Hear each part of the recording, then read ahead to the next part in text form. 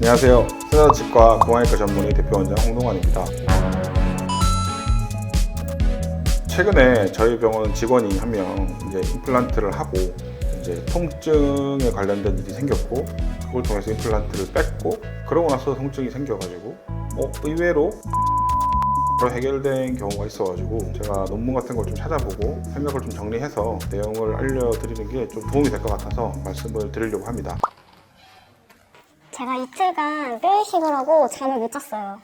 첫날은 그래도 괜찮았는데 그 다음날 저녁부터 여기랑 여기가 막 다 아프고 그 칼 자국 나는 그대로 막 자결감이라고 해야 되나? 엄청 뜨거워가지고, 그리고 막 이빨도 송곳으로 콕콕콕콕 찌르는 것처럼 아프기 시작하더니 진짜 여기 밑에 턱까지 다 아프고 머리도 아프고 진짜 여기 귀도 아프고, 그냥 자면서 저 기도했거든요, 울면서. 제발 나 좀 안 아프게 해달라고. 근데 유튜브를 찾아봤는데 내용이 진짜 없어서 부작용, 통증 한 100개 정도 본 것 같은데 내용이 없어서 새벽에 원장님한테 카톡했어요. 너무 아파서. 그래서 그 이유, 그리고 그 항생제에 대해서 궁금하고, 그리고 원장님이 월요일날, 그때가 아팠던 날이 주말인데 월요일날 약을 바꿔주셨는데 그때부터는 괜찮더라고요. 진짜 약 먹자마자 하나도 안 아팠어. 그 이유가 뭘까요? 제가 아팠을 때가 토요일, 일요일, 주말이었는데 제가 수술을 금요일에 했거든요. 근데 저는 치과 직원이라서 원장님께 여쭤볼 수 있었지만, 이제 다른 분들이 만약에 그러셨을 때는 연락할 곳이 없어서 되게 당황스러울 것 같아요. 저 같은 경우도 원장님한테 연락하기가 좀 그래서 유튜브를 엄청 많이 찾아봤는데 내용이 별로 없더라고요. 그래서 이번 기회에 원장님께서 그런 이유, 그리고 어떻게 하면 좋을지에 대해 설명해 주신다고 해가지고 그 영상을 이번 편에 한번 가보시죠. 최근에 저희 병원 직원이 한 명 이제 임플란트를 하고 이제 통증에 관련된 일이 생겼고, 그걸 통해서 임플란트를 뺐고, 그러고 나서 통증이 생겨가지고 의외로 약을 바꿨더니 바로 해결된 경우가 있어가지고 제가 논문 같은 걸 좀 찾아보고 생각을 좀 정리해서 내용을 알려드리는 게 좀 도움이 될 것 같아서 말씀을 드리려고 합니다. 그 해당 직원이 이제 예전에 뼈이식을 해놨습니다. 염증이 있던 자리여가지고 뼈이식을 먼저 해놓고 그 다음에 한 3개월 기다렸다가 임플란트를 심었는데, 한 하루 이틀은 너무 아프지 않고 잘 있다가 갑자기 3일째부터 극심한 통증을 호소하며 저한테 이제 문자가 왔습니다. 어떻게 해야 되냐. 근데 제 경험상으로는 임플란트를 심고 한 이틀 있다 갑자기 생긴 통증은 다른 염증의 원인이 될 수 있거든요. 뭐 수술이 잘못될 수도 있습니다. 그래서 그런 경우는 한번 열어서 확인해 보는 게 좋겠다라고 해서 3일째 다시 마취하고 열어봤는데 턱에 염증이 없었습니다. 근데 혹시 몰라서 이제 임플란트를 제거하고 뼈이식을 좀 추가로 다시 해놓은 다음에 이제 이틀 했는데 그날 완전히 안 아파졌다 그래서 뭔가 있었나 보다 싶었는데, 그동안에 이제 약도 진통제도 본인 사서 먹어보고 했는데, 그래서 이제 제가 예전에 한번 다른 경험이 있어가지고 한번 약을 바꿔보자라고 해서 바꿨더니 바로 괜찮아졌습니다.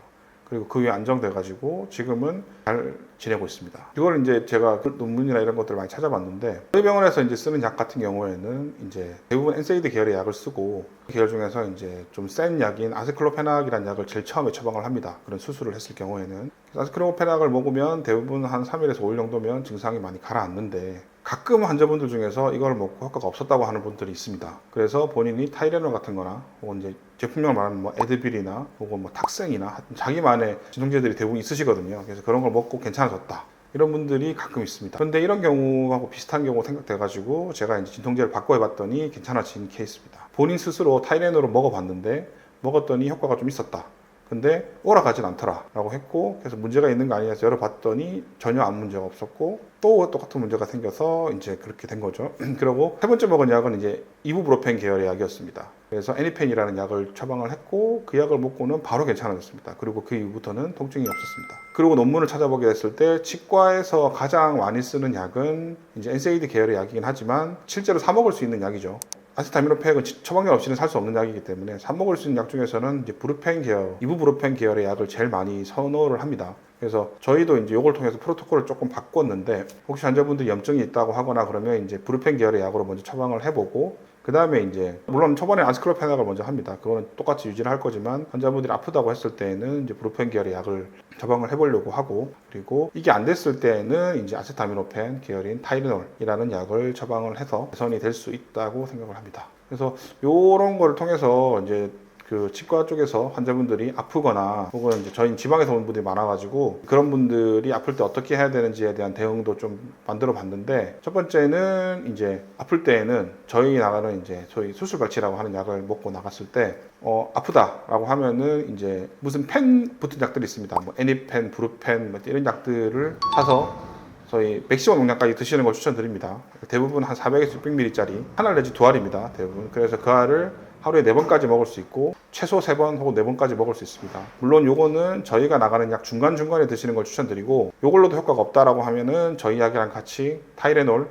이라는 약을 1000ml죠. 625짜리를 사면 그거는 125짜리 다른 게 섞여 있는 거기 때문에 500ml라 생각하시면 됩니다. 그럼 그 두 알을 하루에 4번씩 먹을 수 있으니까 그렇게 드시면 최대 용량이라고 생각하시면 됩니다. 그래서 타이레놀 먹고 이부브로펜까지 먹었다 그러면 다른 진통제는 먹으면 안 된다고 생각하시면 되고, 그때는 다른 문제가 있다고 생각하시고 병원을 꼭 가시는 걸 추천드립니다. 최대 용량 이상을 먹으면 간이나 신장이 안 좋아질 수 있습니다. 예전에 드라마나 이런 거 보면 고용량의 약을 환자한테 계속 먹여가지고 신장이랑 간을 망가뜨리는 게 있습니다.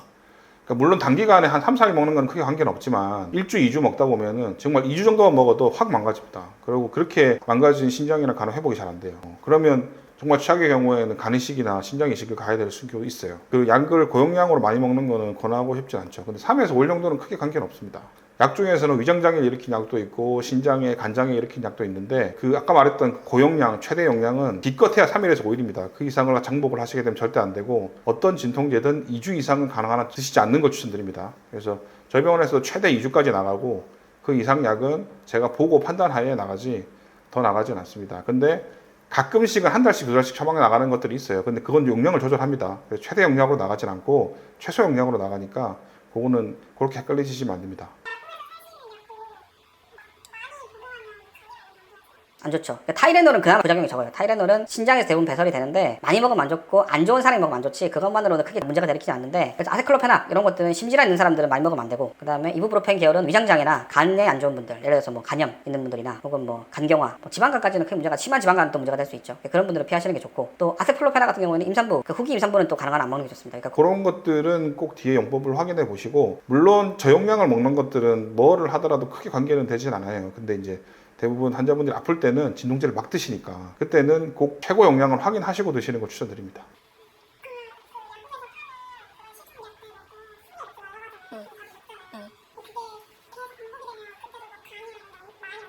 안 좋아지죠. 그러니까 똑같은 거죠. 그러니까 간에서 대사되는 약을 먹는데 술을 먹는다. 그러면 간에 독을 2번 넣는 거죠. 약 자체는 독입니다, 독. 그러니까 간 입장에서는 해독해야 되는 거기 때문에 간에서 술도 해독하면서 약까지 해독을 하면 약이 잘 안 드는 경우도 있고, 오히려 반대인 경우도 있어요. 술을 먹고 나서 그 다음날 약을 먹으면 더 빨리 깨는 경우도 있어요. 왜냐하면 술 먹고 나면 해독작용이 활발해져 있기 때문에 그때 약을 먹고 나면 생각보다 약효가 별로 안 드는 경우도 있을 수 있습니다. 그래서 가능하면 둘이는, 그러니까 뭔가 약 처방을 할 때는 예상을 하고 처방을 하게 되는데, 예상되지 않는 처방을 하거나 예상되지 않는 행동을 하면 안 돼요. 그러니까 가능하면 술을 먹을 때는 약을 안 먹는 게 좋습니다.